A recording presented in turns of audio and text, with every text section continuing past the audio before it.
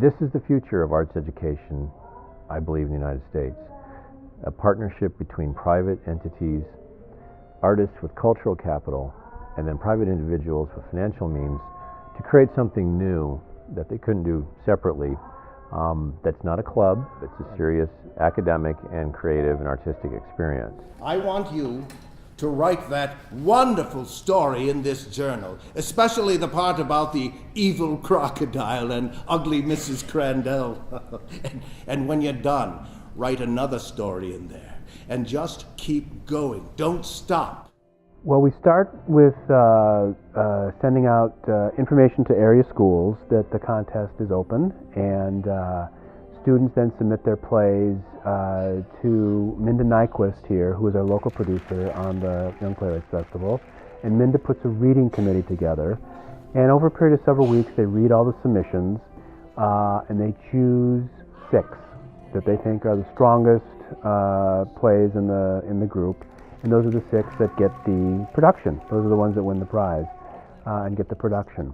After that, we assign each playwright a professional theater mentor. A playwright, a director, somebody that has a lot of experience in working with new plays. And through email and phone conversations over a period of about a month, they work on revising their plays. What the playwrights understand at this point is that playwriting is about revising.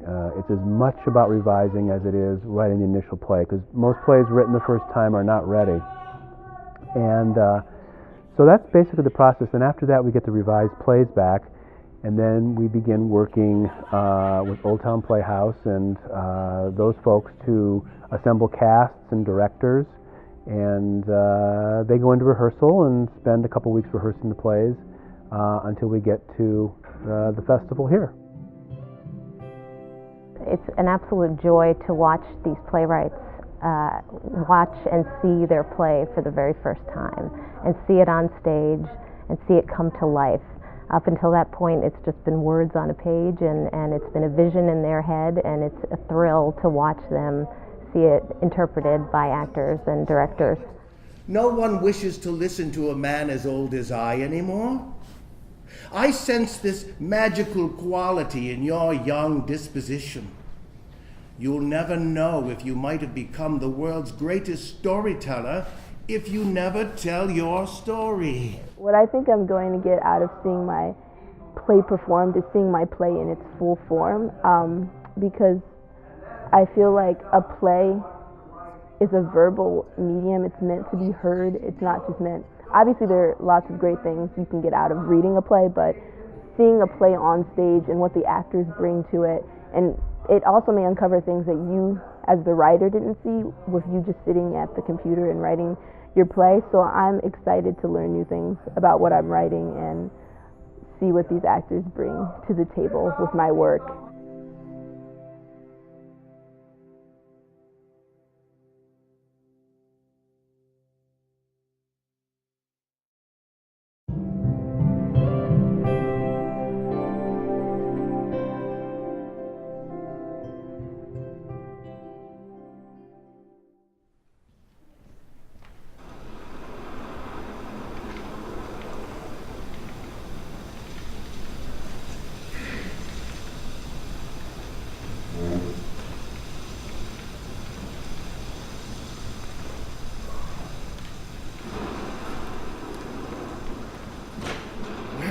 God's green earth am I?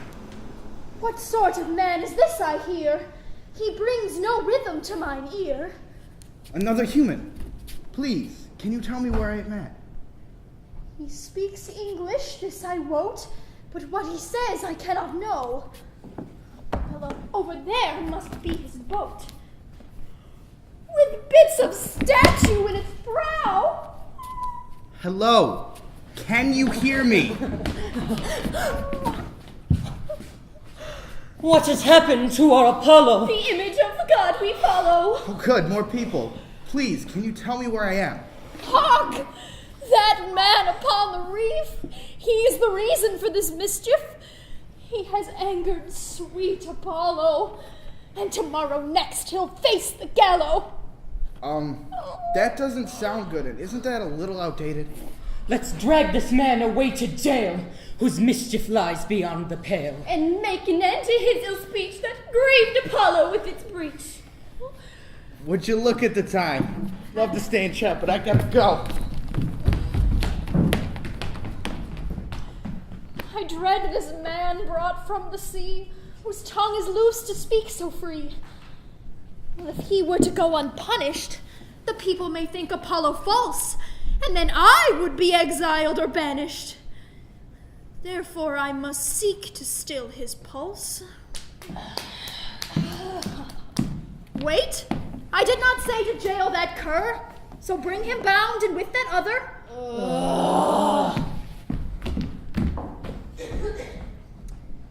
Methinks the king can be coerced to hang them both today.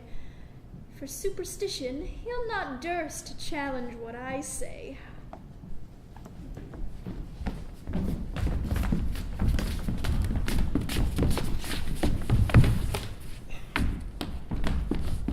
Hello there, sir. How do you do? My name is Tychon. Who are you? The name's Brady. You shake it. You speak in riddles to mine ear, not in rhythm, nor in rhyme. Pray thee, sir, how did you get here? I suppose that's why you're in jail time? Okay, don't shake it. So, rhymes and riddles are the game. Don't you get bored because it's kind of lame? I suppose in a way I do agree. But 100 years ago raged the sea. Terrible was the ruin of our small country. So all feared the wrath of the mighty sea. But amidst the chaos, a man spoke free. Concerning the trials of sun and sea, you all have made Apollo quite angry. In reproof, hid the sun and turned the sea, and from here on out we must speak poetry, to appease his wrath and lull sky and sea. So passed among the people a decree, each must speak thus to content sky and sea. Ouch.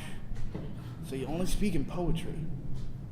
But I thought Poseidon was the god of the sea. That may very well be so, but I know not him, only the sun god of his wiles and whim.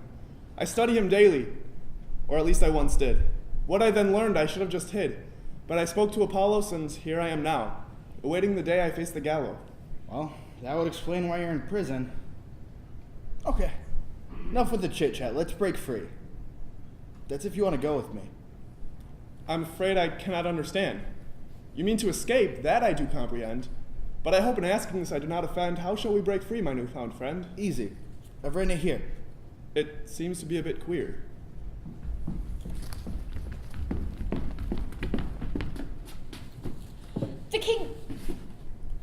The king desires an audience with you. Stranger, will you come to... The name Brady. Come now, Sir Brady, and we'll see that soon you'll dangle from a tree. Seriously, hanging. What is up with that? Alone once more to face cruel fate? Shall I continue as vector bait? But no, I hold within my hand the note to freedom in Brady's land. But alas, fickle fortune heeds not the poor righteous, but makes reproach and scorn of them. There, I have spoken without rhyme, but it comes not easy out of time. For old habits die very hard, but this friendship I will not discard.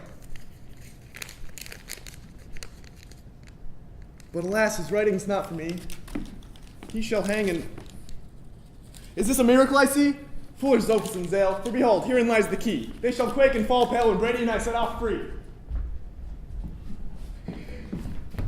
Now look, my king, and there behold the broken statue in the boat's prow. Ye must restore it all in gold, or face the punishment that doth follow. I see. Now let me be. Back to bed, so warm and dreamy. Honestly, dude, you know it's about dinner time. Then again, it does seem sweet, Apollos, that he should be punished. Silence, fools, or you'll be banished. Seriously, hanging. What kind of sick people are you guys? Then again, it has been a while. And hangings are such great fun. I'll gaily end this splendiferous trial and watch him hang neath tomorrow's noon sun. You gotta be kidding me. No, Brady, if he were kidding, surely he'd be birthing goats. And that makes sense. How? Catch them! Catch them, I say! Quickly, you fools! They're getting away! Well, I'm going back to bed. Make sure the prisoners are caught. Why does thy face look grossly red? Now go and do as I said you ought. Oh, indeed, they've made a jest of me. Good Apollo, who set them free? Surely I am fortune's fool, and nothing more than a pawn or a tool. Apollo bless you. 'Tis through incompetence thou hast made off, and thy thespionic wiles gone unchecked. But not a sound shall you emit, aye, a single cough, as I shall lose my rank, as thy boat shall you be wrecked. I see them. See them over there. I don't see them anywhere.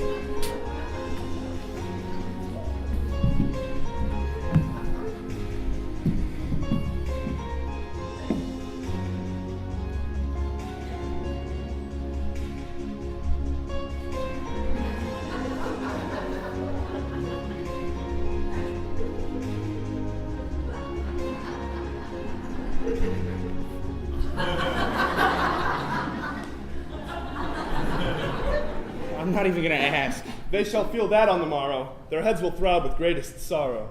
Okay, man, lay off the poetry. We gotta find a boat and get off this accursed island. Over yonder I saw a small boat. It was... I don't know about you, but the three stooges are about to get up. Are we of the same mind? Let's take the rope and tie him up.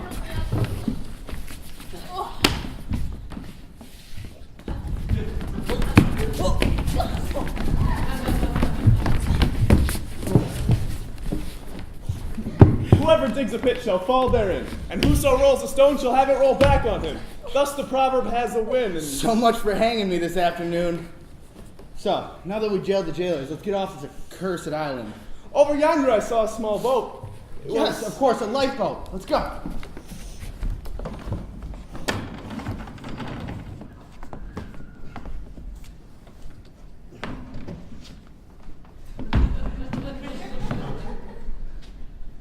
You weren't joking when you said small. Yes, but at least we're free to travel the sea. Careful, Tycoon, you'll tip us. There's not enough room for water, let alone a bail. Where shall we go? Dost thou not know? Lay after Ryman. Where shall we go? We're in a slow rowboat. To where? To China!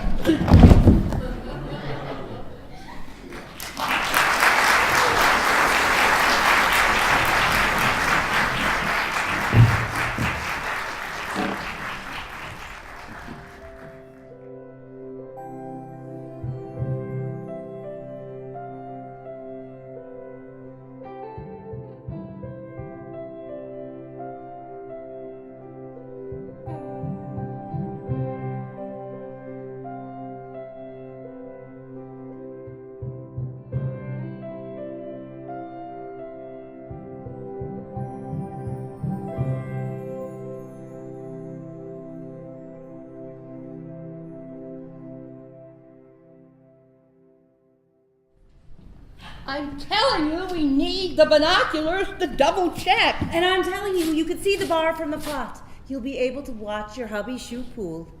You would have seen it too if you weren't so engrossed in the floral arrangements one plot over. They were beautiful flowers. I was just shocked that they were silk. Please, anyone could have seen that they were silk. It was your lack of glasses that made them so amazing. Oh boy, Lucy and Ethel are here. We need to see the wigs again. And be snappy with the Jeffrey! Yes, Your Majesty. More! What does this remind you of? We're the apprentices to the makeup artist. We're just here to clean your brushes. Until I was escorted off the set while you hid in the closet. Well, you got a restraining order with the fond John Hancock. I got Henry Winkler's signature, but you got his sunglasses. And I still have them. If I had gotten them, I would have put them on the mantle next to my line dancing trophies. And so everybody could look at them, but not touch. Here you are, Mrs. Ricardo. This is for you. Thank you, Ricky dear. Certainly.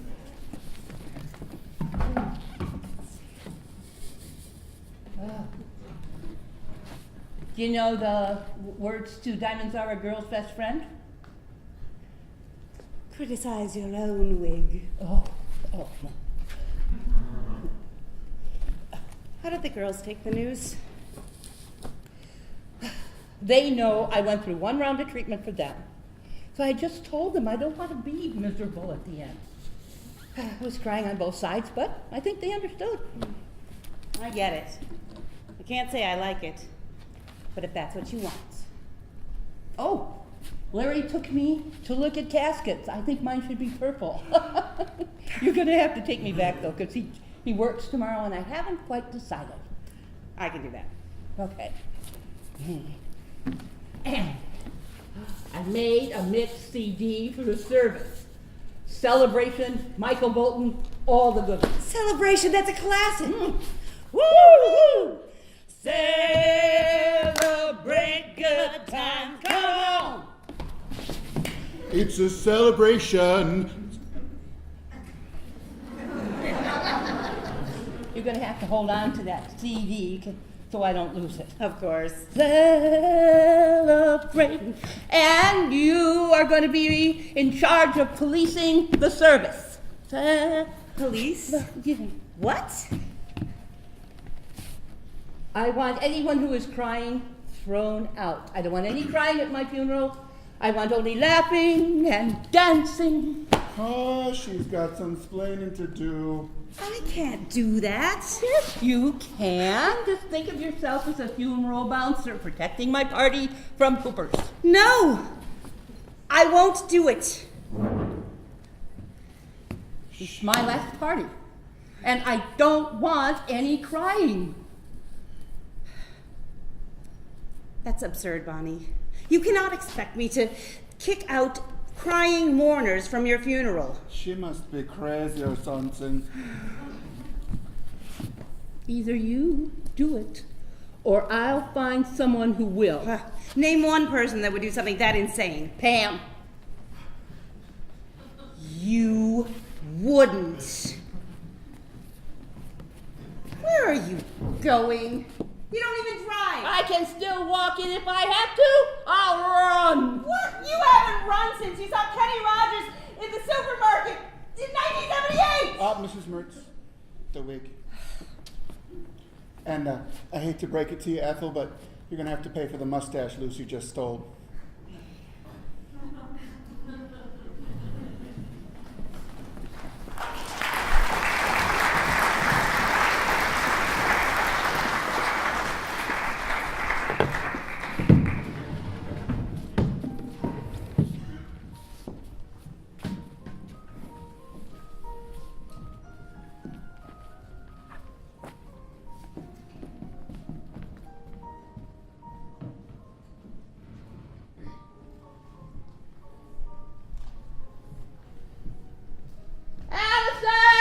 Where's that Diet Coke? You drank it all already, Mom. Oh, but maybe you could go to the store and get some more. Grab some more. I just got back from town from dropping Dad off. Can it wait until I go back to pick him up from pool? I suppose. Oh, look. You two really don't have to stay here. Well, after the incident last Tuesday, you're not going to be home alone. Besides, we want to spend time with you. There's someone else that wants to see you too. She's left 6 messages already and it's not even noon. Did she say she'd listen to me? No, they just say that you're being stubborn. She knows you didn't call Pam because she saw Pam with the moose, and also that you need to decide on the plot by next week. She's the one who's stubborn. You need to fix this. We can't have another incident like the driving incident of '06. You guys missed out on 8 weeks of spending time together because both of you are too stubborn for your own good. She knows that expressways give me panic attacks. You can't hide from me. I've done it before. Good God. They really are Lucy and Ethel. We have to talk about this sometime, Bonnie. Say you'll listen to me and then we'll talk. Under no circumstances am I going to escort crying mourners from your funeral. Wait, what? Yes, she wants me to kick out anyone who cries during the service. I want it to be a celebration of my life, not a doom and gloom gathering. But Ma, we gotta cry. It's part of the healing process. You can't deny us crying. We've given you everything else you want. You have to give us that.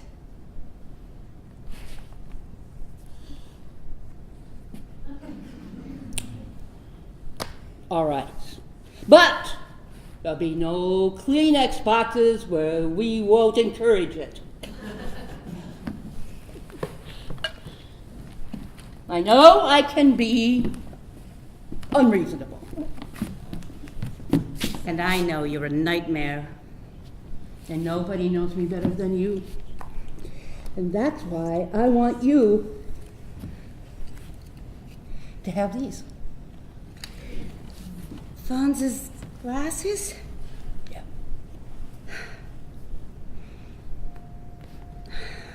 Sisters forever? Forever?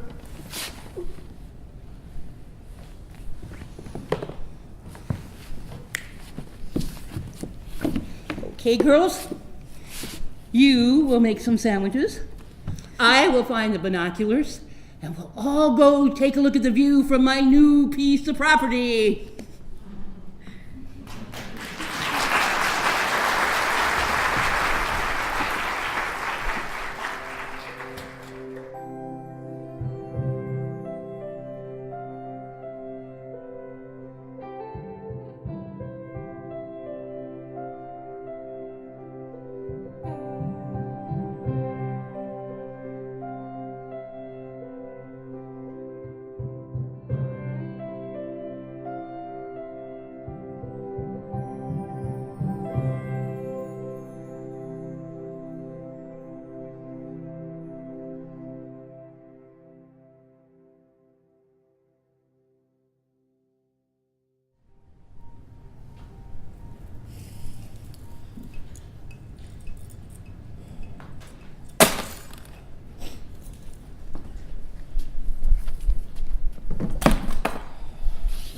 What are you doing?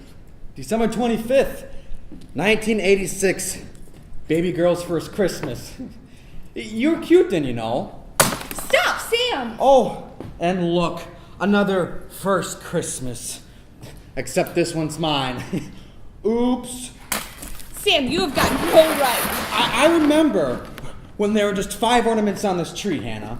One from the year they met, the year they got married, the year they had me, the year they had you, our first family photo, and the star. Always the star. That was one that was up first. I didn't let you back in this house, Sam, to start tearing it apart. Mom always got new ornaments every year. She hated the fake ones, you know. All shiny and glittered, and all the perfect ones like on the tree of every block, you know. I bet she knows she didn't get this one. She doesn't. Oh. When did she stop getting them, Hannah? She had at least 3 for, every year since we were born? Something special about that year. The recital you were in, or my junior prom. Was it the year that Dad left? Or was it the year I did? Or was it the year she started thinking it was 2001 again, Hannah?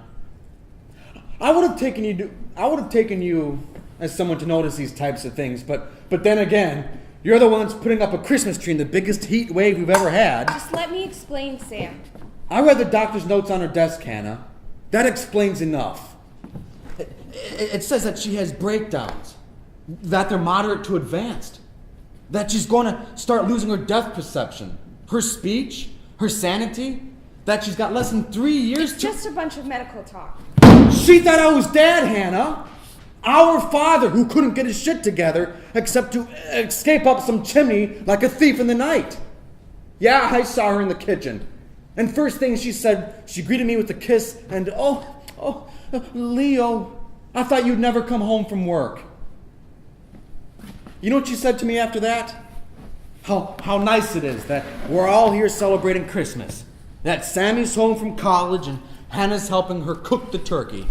She thinks it's Christmas. And you're just letting her? That's what we're supposed to do, Sam. Just go along with it like everything is perfectly normal. Yeah. As if that is the familiar sight to this family. Oh, how many years did we pretend we were happy at Christmas after he left, Hannah? Sam. When were you planning on telling me about this? Were you planning on saying anything? I was going to, Sam. I have every right to know. You're never here. How can I tell you if you're never here? I do have a phone. A Facebook, email, Twitter, and everything that says contact here. You never check and you never answer. I never even know where you actually are. It was Seattle this time. That's a change. I swept the floors in the Space Needle, Hannah. That's not something to fawn over. There used to be a time where you'd have given your left hand just to touch the Space Needle. Well, I got to touch it a lot. Mostly in the restrooms and kitchen floors. Why'd you come back, Sam? Maybe I thought it was time. You haven't been back for more than 24 hours since you dropped out of college 9 years ago. And only then just to grab money and run. You've been moving, what, every 2-3 months since you were 20? Never the same place twice, never the same job. Seattle was just your latest gig. So what is it now? Need more money? For New York, Paris, Rome? I don't need money. 'Cause being a janitor pays so well. And you're painting sell for how much exactly? Because the last time I checked, you weren't selling anything. When did you get like this? Around the same time I realized you can't live on ramen and half-earned college degree. Hey, at least I get to be around the shit I used to love. The buildings and cathedrals? That's good enough for me, I guess. I called last week. Did you know that? Mrs. Miller from across the street answered the phone saying that she was watching her house while you were out looking for Mom. She didn't tell me. It felt great to find out from the lady whose lawn I used to mow that my mother escaped from her own house, ended up downtown, not knowing who or where she was. Why didn't you say something, Hannah? I call, not often, but I do. And you should have been the one to tell me. I shouldn't have to come home and find out that she can't remember past my 18th birthday. Will you just stop it? I get it, you're mad, but stop. Yeah, those things, they're not worth a thing to anyone anymore. How can you say that? They mean something to her. Yeah. My first year at A&M, she can't remember that? No, didn't happen. Yeah. She can't remember you graduating from art school. Your showcase. You weren't even there. I came to the opening. I left after, caught a flight to New York, but I still came. I still remember. That's more than I can say for Mom.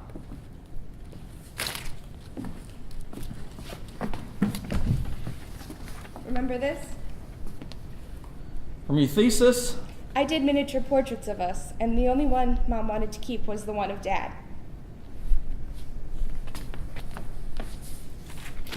Or this. You rode that board to school every day. Mom hated it. Hannah, what are you doing? And she told you you were going to break your leg riding that thing, and she told you not to do it. And then you ran into that car. That car ran into me. And broke both of your legs. God, she was so mad. Mad at you, mad at the other driver, mad at me for laughing, and at herself for letting you get on the board in the first place. And you know what? If I show her this, she remembers. She remembers my show and the leg breaking and everything that happened before you left. and I am trying to bring back the memories from after. These ornaments, they help. She doesn't get scared when the tree is up. She doesn't run screaming through the house because someone she doesn't know is in her bedroom with her. The tree soothes her, Sam, so stop ruining it. How often does she do that? Every few weeks. She only got out of the house once. She's good mostly. I tell her that Hannah's away at art school and I'm the new housekeeper, and she just goes on as normal. Hannah, you can't do this. I've done it for 5 years. I can do it for 5 more. And you're going to what? Continue getting presents and hoping one day she doesn't look up completely lucid and understand the shit act you've been putting on? I said I can take care of her. How about when she goes to the grocery store and a few minutes later forgets where she is? Or when she can't move by herself, or bathe, or shit by herself?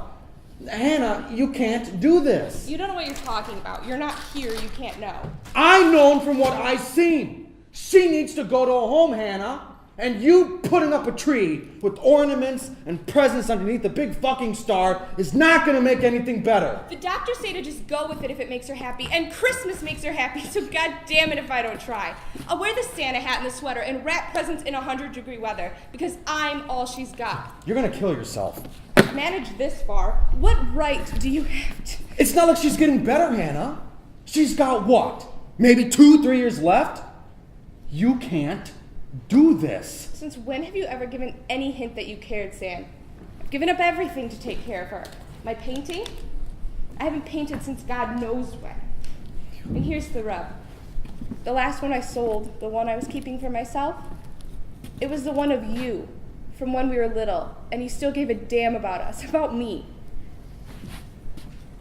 You stopped painting? About 5 years ago, just when they were diagnosing her.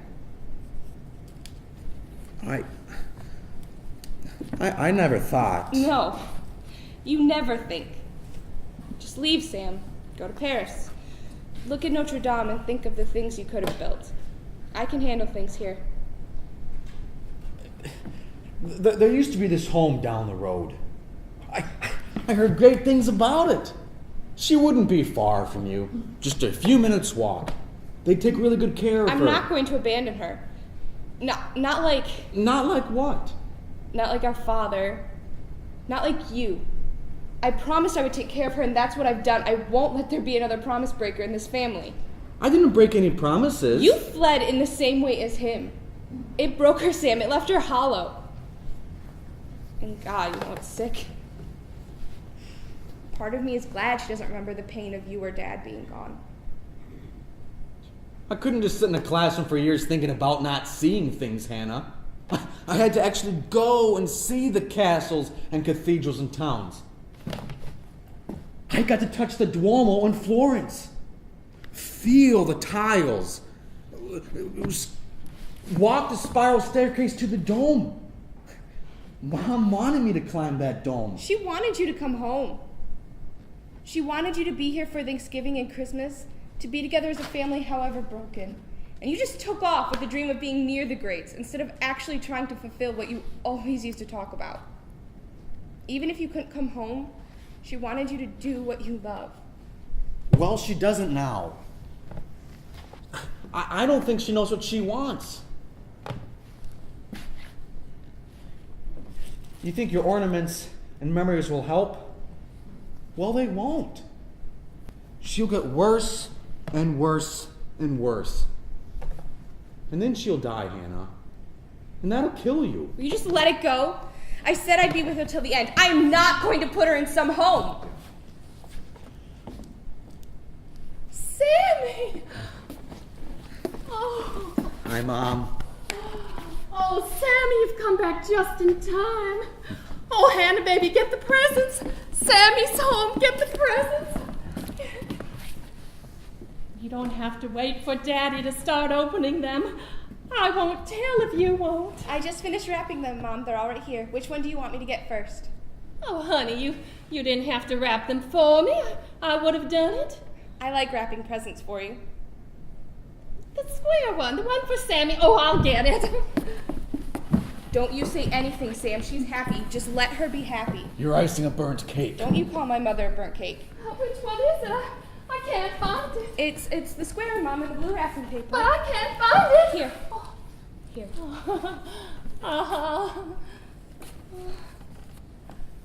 Open it, Sammy. I went all the way into the city and got it for you. Open it.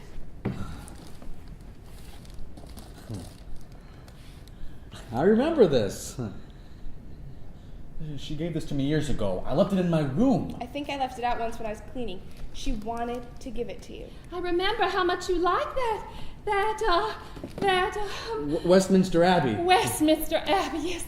You always talked about going to see it, and those things that hold it up. Flying buttresses. Flying buttresses. You always talked about those, so I wanted to scrape a few pennies together, Sammy, and help you get there. Mom, you didn't have to. Oh, hush. You can go right after school ends for the summer. I got it all planned out. Oh, we'll have to eat out of cans of soup for a while, but... Who broke my ornaments? They broke my favorites, the one with the baby pictures. Mom, be careful, the glass. Oh, I spent so much time on these. Do you remember helping me paint Hannah, Sammy? Oh, I was so young. I was so... I don't remember. You did. You wouldn't let me paint the inside pink because you wanted her favorite color to be blue like yours. My favorite color wasn't blue. It was red. Well, you didn't want it to be pink. I know that. Sammy was so good to her when they were little. Do you remember? I was just an older brother. I don't remember. Oh, he loved her more than anything else in the world. More than every one of his toys. Oh, I swear he thought baby Hannah was his most special toy. Oh, do you remember the first time he held her? Just a little thing himself. I was so young. I don't remember. He cradled her head, just like I told him to. Oh, and from that moment on, I think it was love. He never let her out of his sight. I once nearly had a heart attack because he had taken her to his room and placed her on his bed because he wanted to have her sleep close to him. Do you remember that? I remember. I found them curled up close, her fingers wrapped around his arm. Oh, it was so sweet how much he loved her. But it scared me. It scared me half to death. They were so good to each other. So good.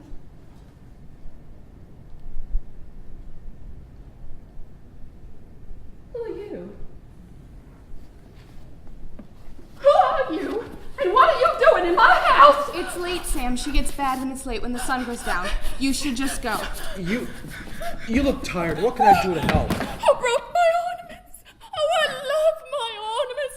Who would break them? I should get her to bed. Get her quiet before she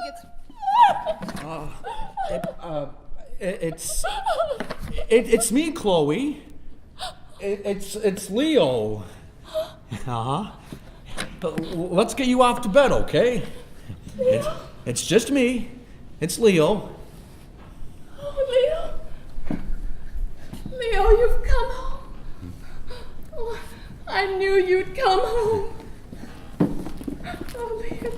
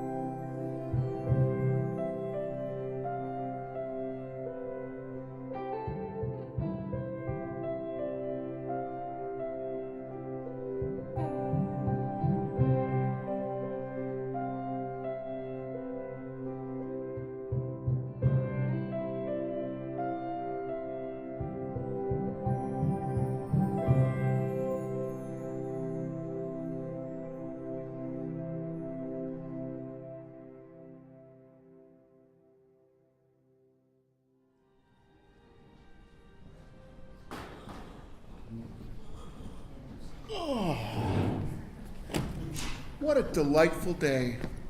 The birds are singing. Paperwork's only a mile high. Quite an accomplishment. Knock, knock! Why, good morning, Miss Mirwanda. It's a surprise to see you in my office at 5 in the morning on a Saturday. What brings you over here? Good morning! Dr. Mopel says I gotta come in when I'm not feeling well, and I just couldn't sleep. I even tried the counting sheep exercise like you taught me. I got to 382 sheep and... Help me, doctor. I need you. Miss Mirwanda, some dignity, if you will. Something tells me you didn't just happen to stop by. This recurring sleep problem you're having, your mind is obviously on something. Are you worried about it? Oh, yes, you caught me. I am positively worried about you, sir. You cannot leave me. I'll be left here all alone with nobody and no one. Leave you? Miss Mirwanda, why would I ever want to leave you?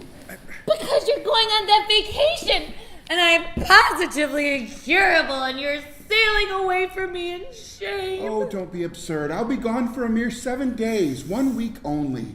I could never leave you for good. Besides, we're making such wonderful progress. Don't you think a little space might do you well? I bet Miss Marilyn would agree. Who is this Marilyn?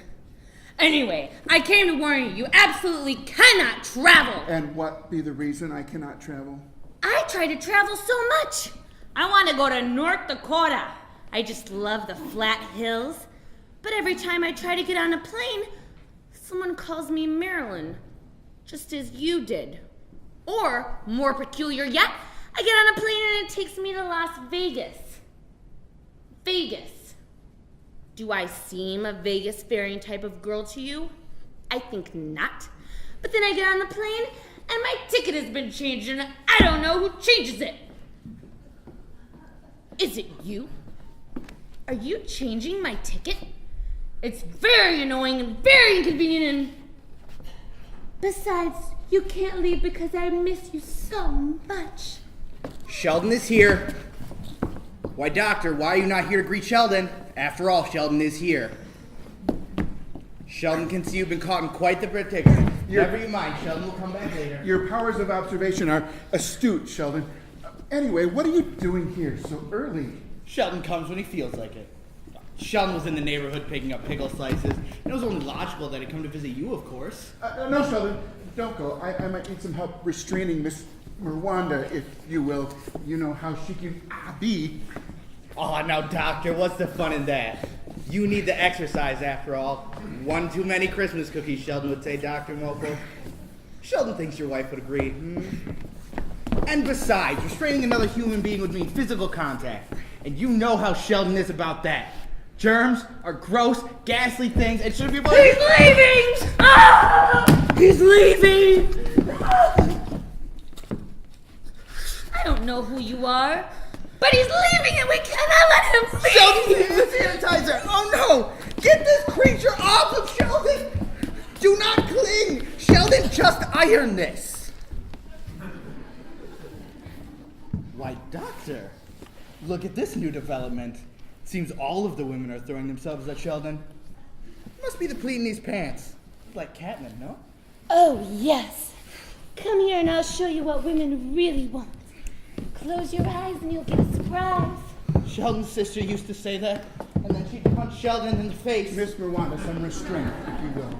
Call me Marilyn, Doctor. Now, Mirwanda, we've discussed this. Oh, yes.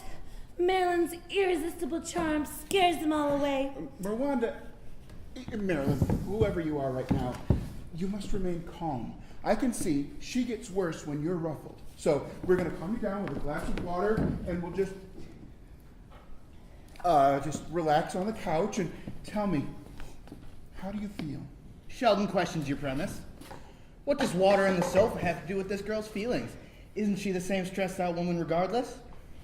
Oh, yes. Thank you for asking, Doctor. I feel great. Did you know I love guinea pigs? Did you know that they eat guinea pigs in that one country in South America? How absolutely horrible. I just love them. They're so fat and fluffy, and I want to hold them and squeeze them and just throw them around. Yeah! I don't know why they're called guinea pigs. I mean, guinea pigs. Doctor, Sheldon thinks this one needs mental help. Poor girl has absolutely lost her marbles. And my hand sanitizer. Sheldon cannot believe that you do not have some on that stuffed, cramped desk of yours. The audacity of some people's children. Sheldon will not stand for it. And a man of your status really ought to do better, especially when you have nothing better to do but sit around all day talking to people. Honestly, Sheldon, your lack of social skills, questionable understanding of sarcasm, irony, humor, and your complete lack of empathy or humility are profound. Oh, by gosh, Doctor. Why, thank you. You never were one to beat around the bush. And besides, I am working. I'm planning on going away on vacation. Why else would I be here at this ghastly hour? Oh, Sheldon knew that all along, and Sheldon came to stop it, of course. What else would Sheldon be doing here at this ghastly hour as well? Stop it, Sheldon. You're just insecure that I'll be gone, just as Miss Miranda is. It just means we're forming a wonderful bond, and we're making great progress. Everything will be all right. Sheldon disagrees quite much with that statement. Yeah! Don't try all of your mumbo jumbo on us. You can't tell us what we feel. Believe what you will, Miranda, Sheldon, but look closely, because the closer you look, the less you will see. It's all in here. Sheldon could care less about your Hakuna Matatas of life, and it's obviously lost on this one over here. So, Sheldon must tell you what Sheldon came for. You mustn't travel because of the monstrous hazards and germs floating around in the universe. Sheldon can hardly travel through this stuffed, cramped office without shuddering. Something really ought to be done about that, by the way. This room is absolutely dreary and dreadful. Not to mention crowded with parasites waiting to eat your flesh and... Sheldon, I highly disagree with your unique perspective on the world. I will travel, and Sheldon, rest assured I'm going to take this trip regardless of what you say. When you gaze long into the abyss, after long, the abyss gazes into you. Your Buddha mantras are wasted on Sheldon, and completely unnecessary. You see, it'll be good for you if I go. You won't be burdened with my words of wisdom. Besides, don't you think I deserve a break from you guys? I mean, this city? You weren't going to say you guys. You were going to say me. Oh, Doctor, am I really so distasteful? I try so hard to be pleasant, but it's so hard trying to please everyone. Now, Miranda, don't jump to conclusions. It's Marilyn, and you were going to say me. Fine. Go on, leave me if you will. Great. Now you've upset the hormonally imbalanced woman present with your Freudian slip. Is this your history with women? Sheldon thinks crying is part of your practice. What credentials do you have? I knew it! You're a fake! A fake all this time. And Sheldon regarded you very highly. Well, Sheldon regarded you, maybe not so highly. Nevertheless, you're important enough to be regarded. I regarded you very highly, Doctor. I am appreciative of your regards, but your efforts are moot. Cozumel is waiting, and I must leave soon. So if you don't mind, I have to get back to work. Well, on that note, Sheldon must go. The pickle slices are waiting, and only 45 minutes until Typhoon and the TV remote are in Sheldon's company. Why, Doctor, Sheldon doesn't really know the purpose of being here. After all, Sheldon is already perfect in every way. Well, anyway, goodbye, Doctor. Sheldon does hope to see you lose that extra weight. Well, I'm going window shopping on eHarmony. See you later, Doc.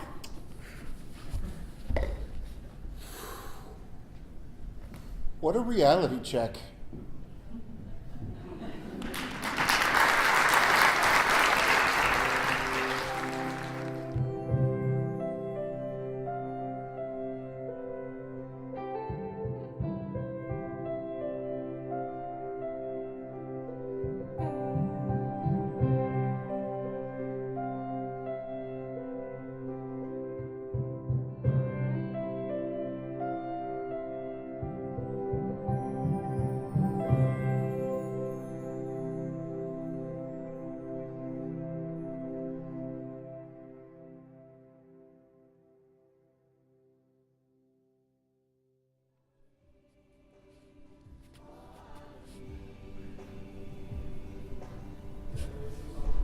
Baby, hand Nanny the cotton twill. Which one, Nanny? The floral one right next to your hand. You gonna help me roll it out so we can cut the fabric to the right length. Okay. Ooh, my back is killing me, sweetie. But the Rubens need this done by Thursday because they're moving in and you can't have no curtains on the windows. Only God knows if we finish in time. God doesn't know anything. Excuse me? I said, since we already did the measurements, just give me the yardstick and I'll cut the fabric. I don't want you to hurt your back. Well, thank you, Mary. Once you're done doing that, make sure you line up another piece of fabric with it for the second panel. I want them to be equal in length now. This is a professional business I'm running Nanny, here. I know. I've been doing this forever. But baby, you wouldn't know how to spell forever if Nanny asked you.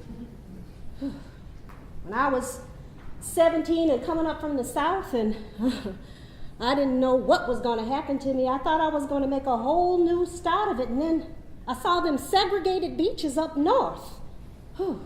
With only a small suitcase, and the Lord, I made it. But it was God that led me to that sweet woman on Fabric Row.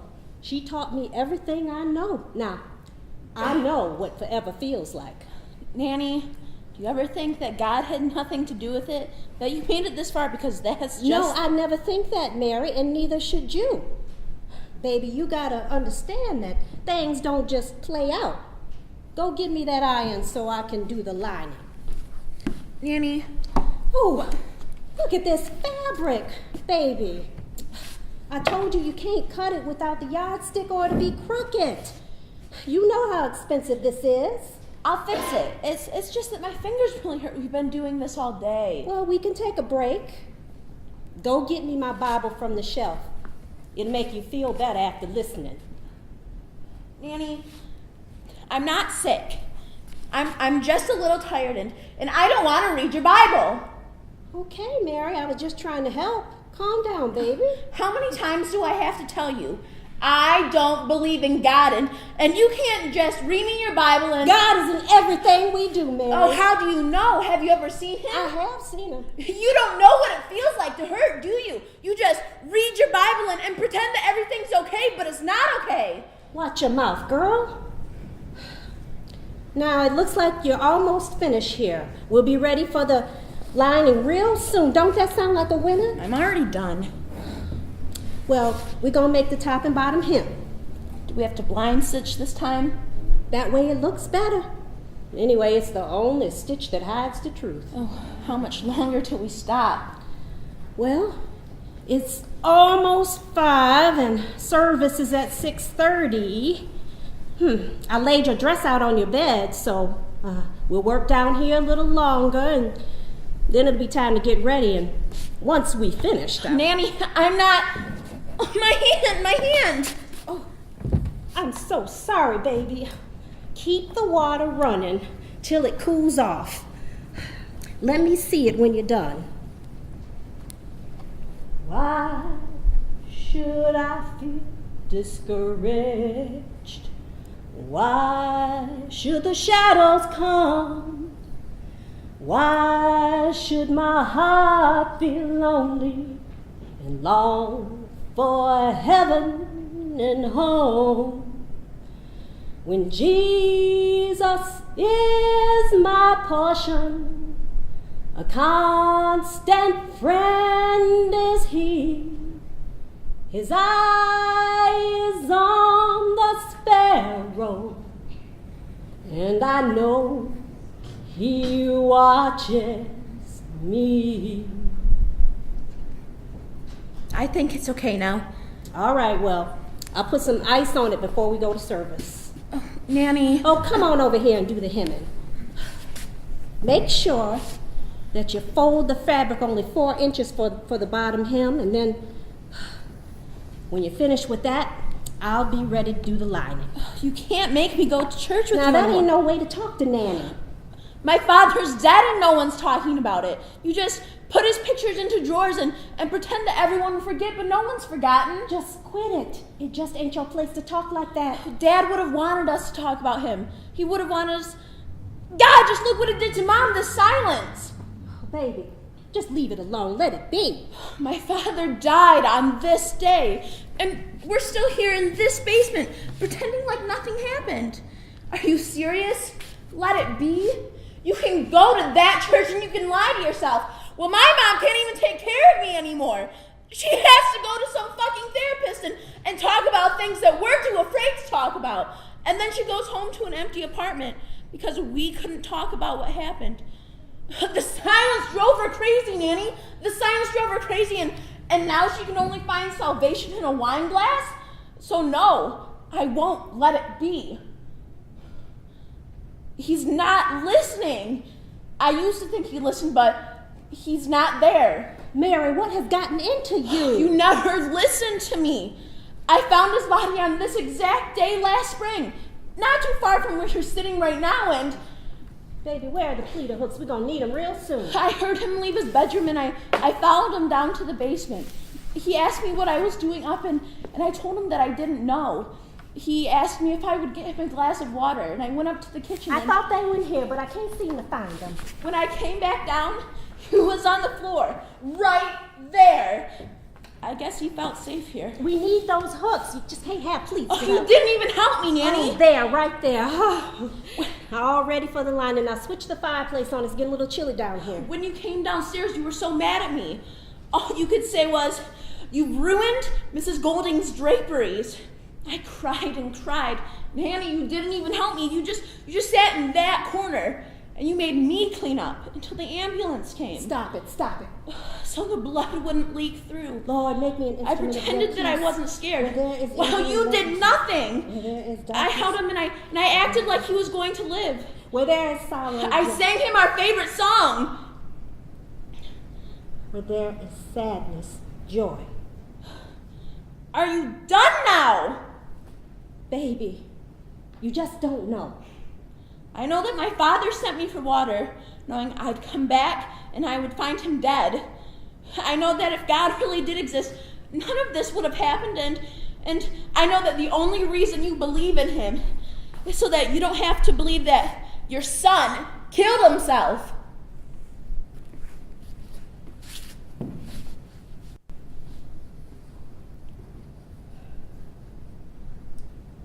After my brother was hanged, my daddy just couldn't take it no more, so he left. I never saw him again, and that left me and my mama there in that backyard. What? Mama couldn't do it by herself. Couldn't do what? I can still remember the smell of the Japanese maple that spring. His long body hanging like it was a piece of fruit or something. And I remember my mother screaming to my father, telling him to get Elijah down from there, but he couldn't even look at him. Oh, I remember asking my mama, why was he up there? Why wouldn't he just open his eyes and say hi? But mama just screamed and put her hands over my eyes and told me to get back into the car. Oh, it's stuff like that that'll make you hold your Bible real close to your chest at night. You just read about these things in your history books at school, but I was there, I saw it. I was 12 years old and I saw it. And I'm still here. And I am so sorry that I didn't help. But they just hung him up in our backyard, on our favorite tree, I never knew you had a brother.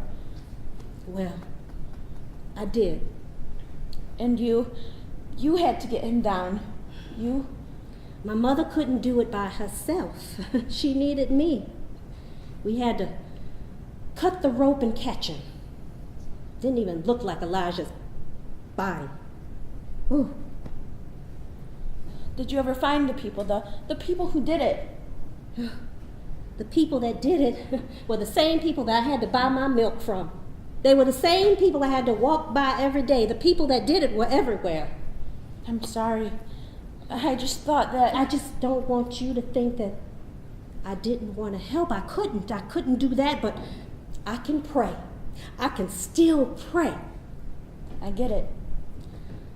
Oh, look at the time. Oh, the Rubens are going to be furious if we don't hurry up. Go bring me that fabric over there for the lining.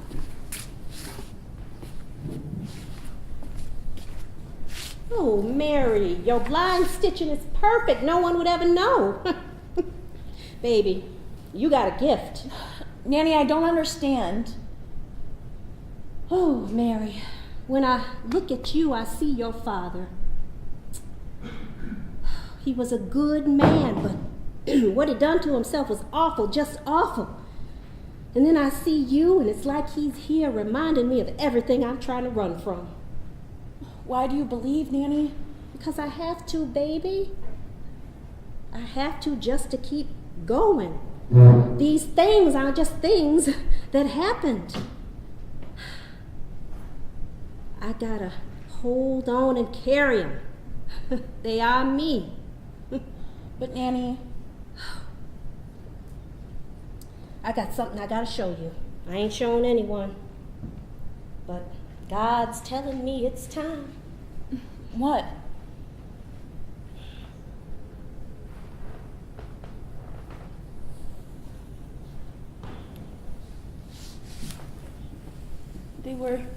They were made of blue silk, just like this one. I remember the puffs too. God, I remember the blood. I threw these out. How? Baby, I'll never forget that sky. It was so blue and promising, like God was trying to tell me something. He was trying to tell me it's okay. So I pulled them out of the trash and put them in the cupboard. And he's telling me it's time. Now,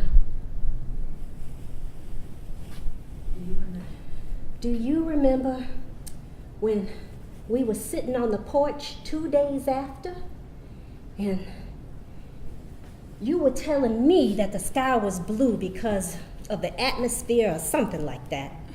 Yeah. And your science teacher was wrong, because I saw that sky, and it's more than science. I mean, science don't make the sky talk to 75-year-old women.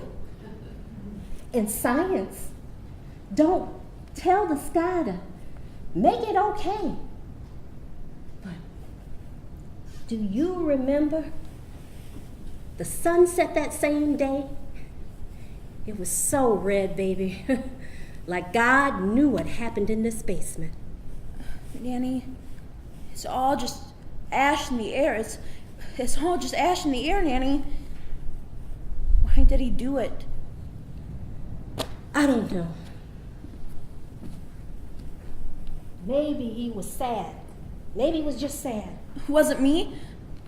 I told him I didn't even want those stupid string lessons. I told him not to worry about it, I swear. Baby, he loved you. Nanny, I need to know. Let's just pray, sweetie. Oh, I don't want to pray. I want you to tell me the truth. I'm asking you to talk to me. Sweetie, he made a mistake. A mistake? Oh, God be with me. What mistake? Do you remember I was telling you about that cold water? Oh, Nanny. The cold water just makes the burn feel better while it's there. You feel real calm while that cold water's running over your hand, don't you? But then you turn that water off and your hand's gonna start hurting again. The cold water just makes everything seem better, but that burn is still there. Then let's turn the water off. I want to, baby. I really do. I'm listening. He lost his job 2 months before it happened. But he went to work every day.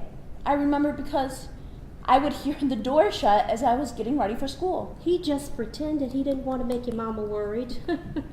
He just pretended Well... But Dad wouldn't lie. He told me never to lie. He told me that. He was always thinking about everybody else. So sweet. He didn't want to worry y'all. I told him not to worry. I told him he could borrow some money from me, but he knew I had hardly nothing. He knew if he didn't figure something out, we'd all be out on the street. I don't get it.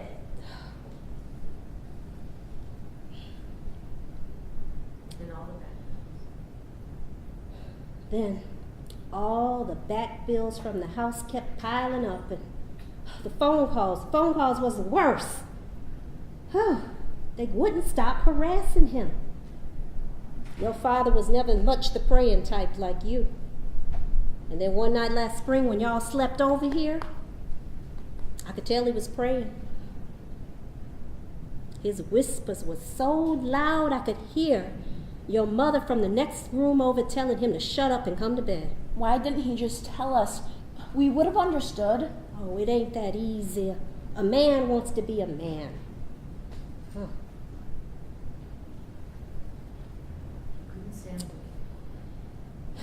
He couldn't stand to look at you after he told you that your violin lessons had to stop. He couldn't even look at you in the face when he didn't have the money to pay for your school trip, and he couldn't look at any of y'all when y'all was sitting at the dinner table eating the same spaghetti from 3 nights before. And he was about to lose your house, and I knew, and I didn't do anything. I hope God will have mercy on my soul. But why did he leave us? Baby, Nanny don't know everything. The boy was just nervous, and it was just in him. But I think there was something else. What do you mean? Blood money. What? Money you get when somebody dies. Like life insurance? Yeah. Only your daddy didn't know suicide ain't covered. God.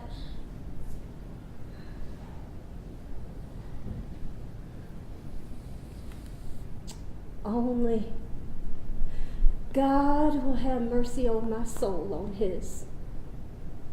Now, go get me those. I'll put them back.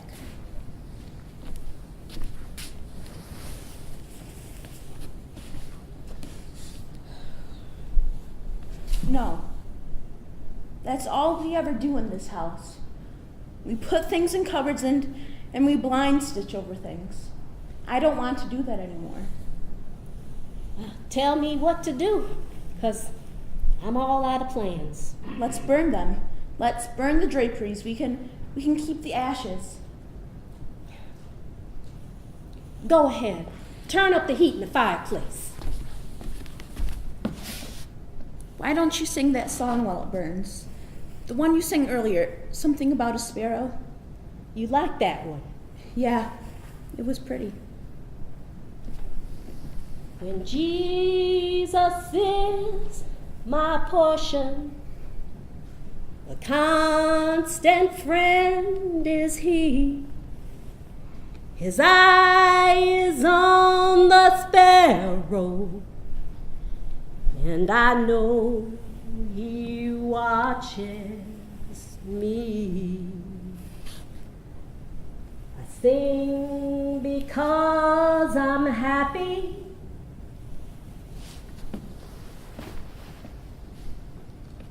I sing because I'm free.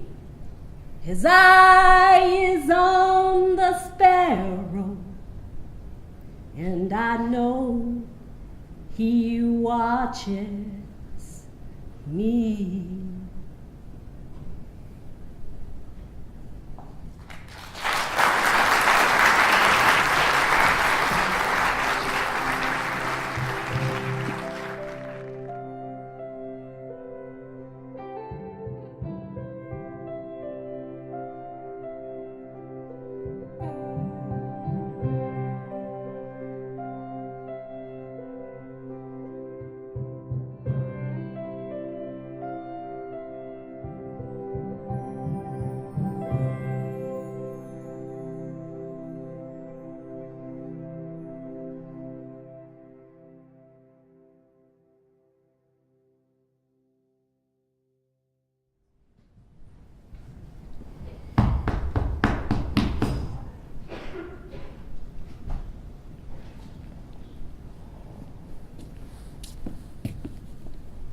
Sir.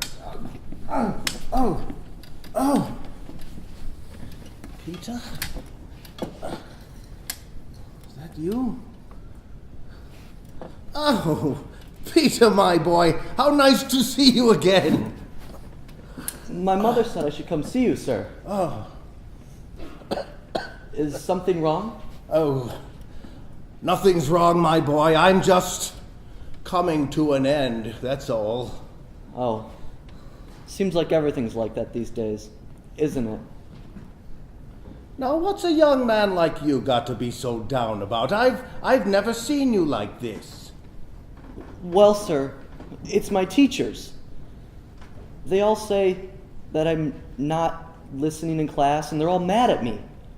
And none of the other students want to play with me. Oh, my boy, they're not mad at you. It's just you've always been a little different. But, sir, I know there's something wrong with me. The other day, I overheard my mother talking to my awful old history teacher. She was telling her I don't pay attention in class or learn anything, and that I don't get along with any of the other students. And is that true? Well, to a point. I'm learning what is taught. But then I start to think, what if Abraham Lincoln was a goat? How would his proclamation go? Or what if the Queen was decided by a team of piglets instead of family tradition? Well, those aren't exactly general thoughts one might have in history class. So, do you agree with them? Do you think I'm a bad student? Oh, no, my boy, of course not. So, why do they think that you are not cooperating well with others? Well, the girl that sits next to me, she's always tattling when she thinks I'm not paying attention. But then, when I try to explain to them about the emancipation bleating, they won't listen. Not even my mother. I'll listen. Thank you, sir. Could you tell me one more story before I have to leave?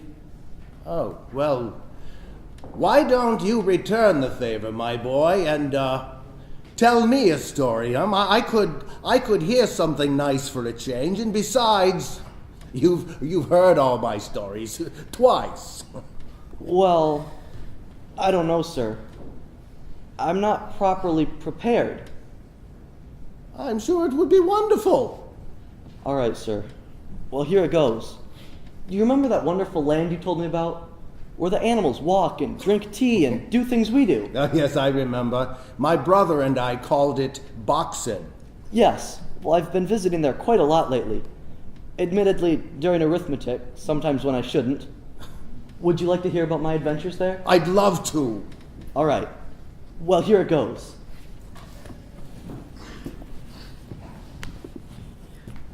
I traveled to Boxen on a very warm day. One of those days where it's so sunny, your cares don't even matter anymore. There was a strange stillness in the air, though.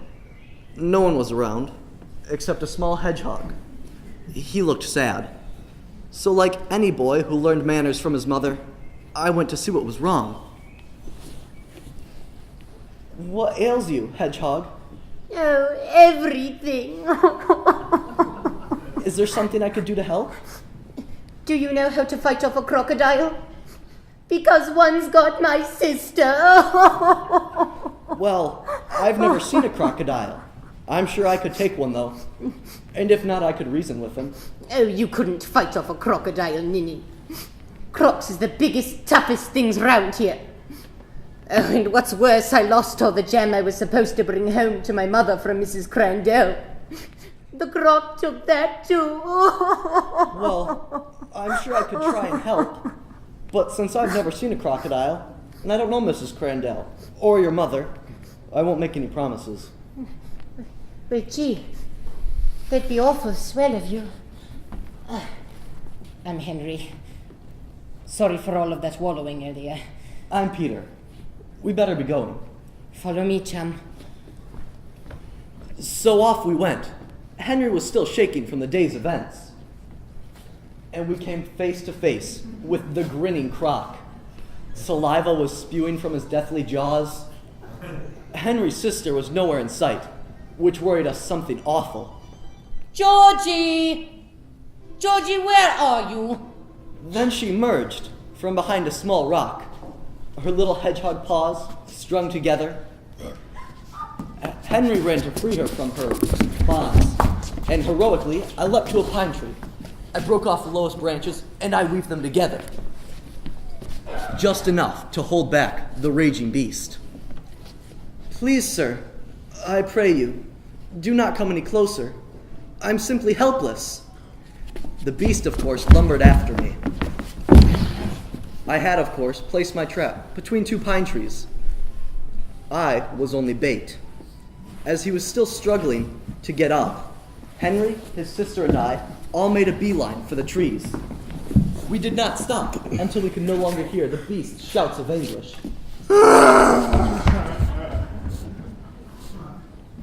Georgie, go home.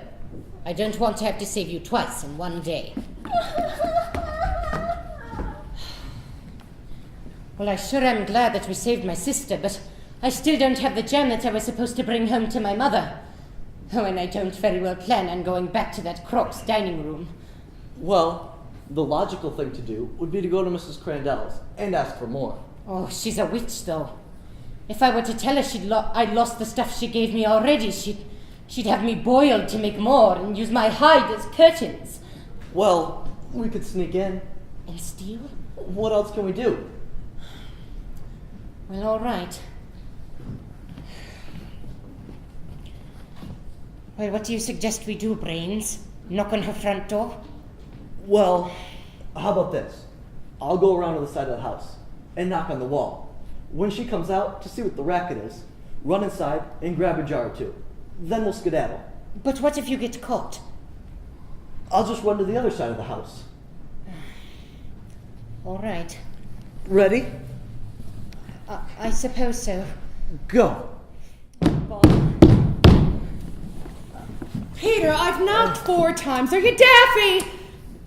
Oh, excuse me. Good afternoon, Mr. Lewis. Good afternoon, Caroline. It's so nice of you and your son to visit me. Oh, well, it wouldn't have been right for Peter not to see you just one last time. Yes, Mother. A few more minutes? 5 minutes. Then you must be out that door. I'm sorry, sir. My story wasn't all that great. Are you kidding me, son? That was the most wonderful story anyone has ever told me. Thank you, sir. You know, I think I have something to give you. Really? Indeed. Look in the bottom drawer of this nightstand. I think I left one of my journals in there.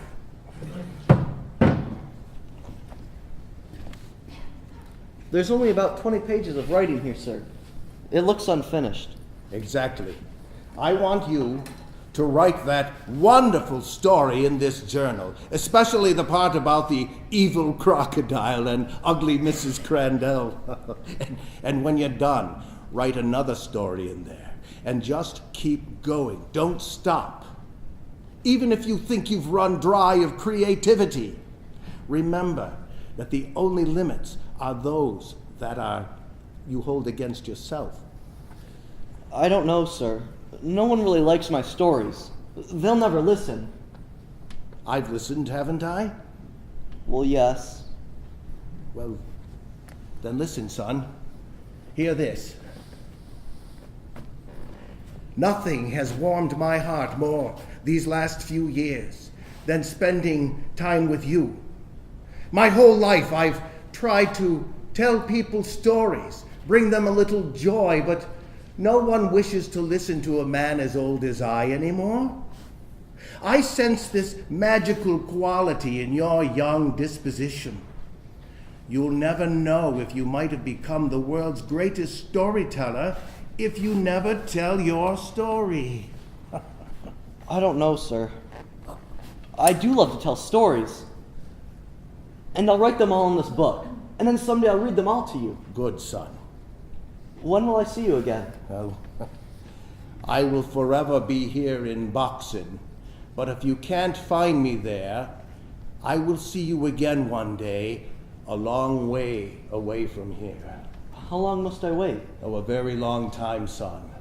But I know that in that time, you will have achieved things far greater than either of us can imagine.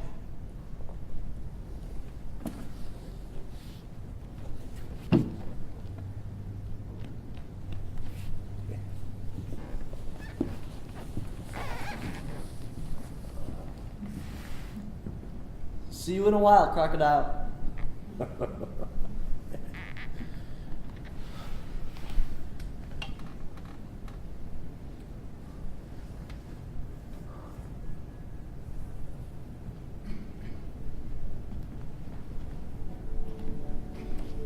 Excuse me, sir. But I need some help finding my jam.